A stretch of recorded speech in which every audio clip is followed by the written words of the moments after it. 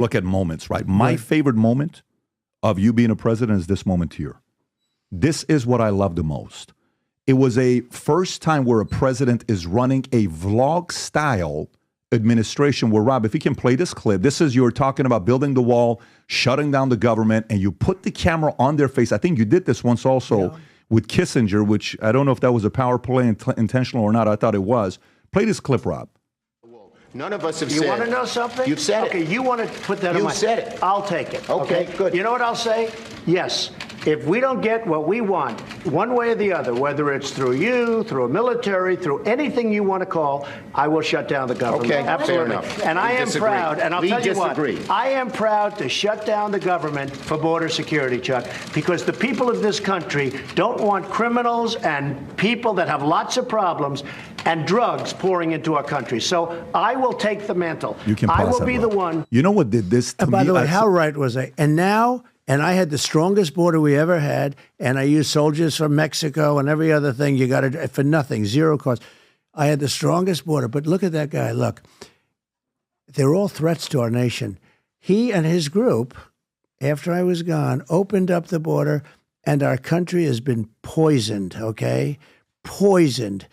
We have killers, we have murderers, we have the drug lords, we have everything. We have terrorists at numbers. Do you know in 2019, a report was done that not one terrorist was allowed in. Now, I think it's probably wrong because it's, I want to take credit for it. It was my year. Have you seen the terrorist stat? Thousands. Rob, pull up the clip with not this one, the other one, Rob, because you like good charts. I think you're going to love this chart. So this is the chart. I don't know if you've seen this or not. So this is the terrorist attacks, deaths, and injuries based on different presidents being there. If you go to 2008 to 2016, that's the Barack Obama era. Look what he did. He produced more terrorist attacks during his era. 16, you get elected. Look what happens. Yep. Disappearance. I had right? nothing. So I had none. I understand. So, but the reason why I show this clip is if you're... I like these charts, I must have. Yeah. I like my chart the best. My yeah, that's the chart. I have a chart that I like better than any chart I've ever seen, better than any person I've ever seen. I'm glad you were looking at the chart. I think a lot of people are happy you were looking at the chart. No, I love these charts that you have. No, I'm talking about the chart you looked at when you got shot. Yeah. And well, you if were I looking didn't have at that the chart, other direction. I would not be here. Story. We would not be having this. Let's talk a little bit of family. Chat. Let's talk a little bit of family with the last few minutes that we have. So, Barron Trump. I spent some time with Barron. He invited me. I came to Mar-a-Lago, sat down. I watched your son I saw you. for an hour and a half, 2 hours. How he was. I think is he March 20th? His birthday's in March. I remember it's March. He had just turned 18. And I'm watching how he's talking to Kobe, all these other guys sitting at the table. And I'm like, very interesting. And I know your Melania, I think, called him Little Donald. I think, if I'm not mistaken, she gave that nickname to him. Well, he's not so little because he's a pretty tall guy.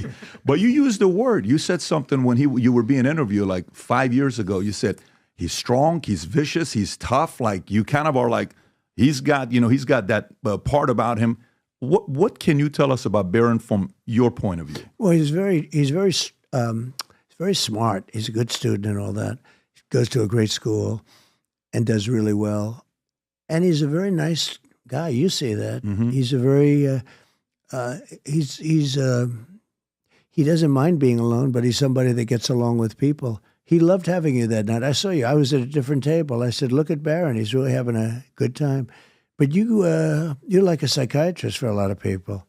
I mean, this interview is now twice as long as it's supposed to be. And we talked about some really amazing things. We talked about Barron, of course. Mm-hmm. I got to say, he said, Dad, you got to do me one favor. What? You have to say hello to Patrick for me. I mean, it's cute, He's 18 years old, but he's like He's not an average 18-year-old, though. No, he's very smart. He's very... Is he good with the ladies in school? Well, I'm not sure. Is he there yet? Or? I'm not sure he's there yet. No, I'm not sure he's I don't think he's had a girlfriend yet. I don't think. Really? Yeah, I don't think so. Every once in a while, he's a good-looking guy. He's a good-looking guy. Yeah, he's got the swagger. He's a good troller. He's funny. He's witty. Last question for you. And I have good kids. I mean, my kids are good. Well, I mean, that's the one thing that your old best friend Hillary Clinton gave you credit of. If you remember that one time, which you said, "What's the credit?" You said she's not she doesn't give up, and she said you've raised great kids. Last question for you. I'm curious to know what you say about this. So. I'm in Northridge, California. It's probably 18 years ago. I'm at a restaurant called Claim Jumpers. And I'm meeting this pastor, Pastor Dudley Rutherford, great guy. And I'm like, hey, relationship with father and son. Okay, what would you say about a relationship with father and son? What tips could you give me? And he says, a son and a father go through 3 phases. Phase number 1, you idolize them. Okay. Phase 2, you demonize them. Phase 3, you humanize them. Okay? Very interesting. And I'm like, very interesting. Like that you go through that, or you go from, idolize, oh my God, I want to be like my dad when I grow up. You know what? You don't ever believe in me. What can I do to make you proud? Like, man, I didn't know what he was going through, that kind of stuff. I should have never said this and that. I'm totally messed up, right? For you,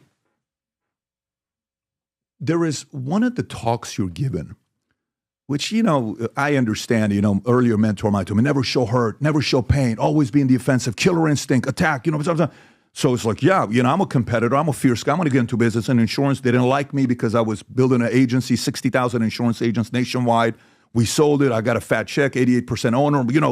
I realized there's a part of you got to stay tough. But then there's some parts you're like, wait a minute, I can't be tough with everybody, right? You're in, I want to say, is this Glendale, Rob? I don't know where it's at. This is last year, September. If you can play this clip, Rob, this is the first time where I watched you and I said, wow, okay, this is so this is Rapid City, South Dakota.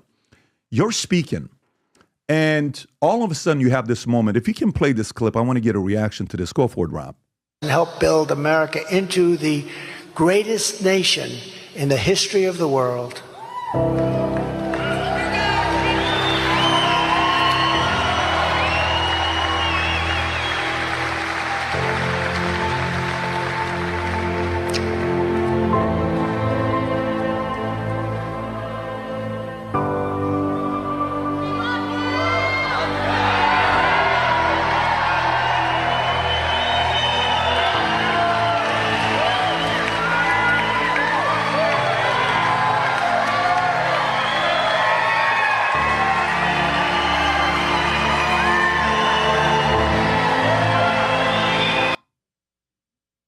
45 seconds, you're holding yourself back? Well, let me explain. So I think I'm the only politician that ever spoke to music before. And I do that sometimes at the end of some of the rallies. That was a big rally. We had a lot of people. We have a lot of people at all the rallies.